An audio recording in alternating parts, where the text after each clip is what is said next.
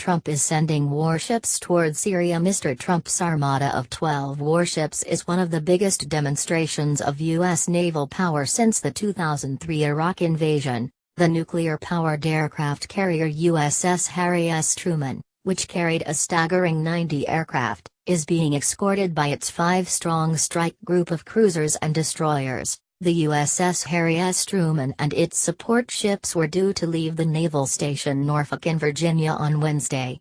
The support ships in tow are the guided missile cruiser USS Normandy and 4 destroyers, the USS Farragut, USS Bulkeley, USS Arleigh Burke and USS Forrest Sherman. The German frigate GFS Hessen is among the strike group, and it is believed to be the only type of ship in the Western world with 3 kinds of surface-to-air missiles, as well as its radar having a detection range of more than 200 nautical miles. 4 destroyers are understood to be near or in the Mediterranean already: the USS Donald Cook, which is equipped with up to 60 Tomahawk missiles, as well as the USS Porter, USS Carney and USS Laboon. They are accompanied by 2 nuclear-powered submarines, Georgia and John Warner. Mr. Trump is also considering launching airstrikes on Syria in response to a suspected chemical attack in Douma on Saturday, which left up to 70 people dead. Navy Visual News Service: The USS Harry S. Truman is a nuclear-powered aircraft carrier. The Syrian dictator Bashar al-Assad has supposedly moved military assets to Russian bases to deter the U.S. and its allies from launching an airstrike near Vladimir Putin's forces.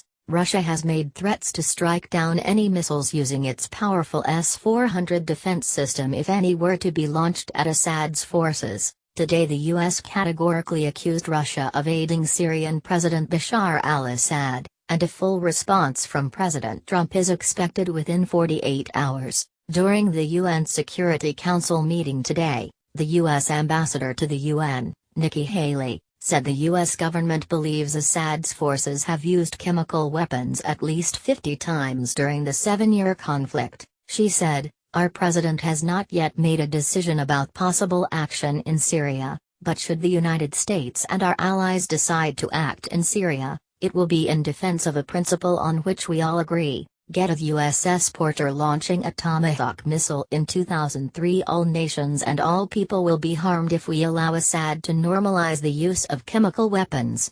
She further slammed Russia for not stopping the Syrian regime. She added, "Russia alone vetoed 6 times to condemn Assad. It is Russia alone that protects the Assad regime.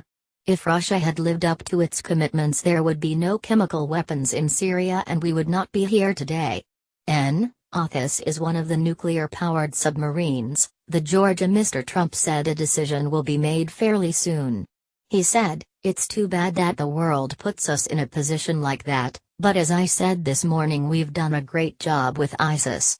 We have just absolutely decimated ISIS, but now we have to make some further decisions, so they'll be made fairly soon."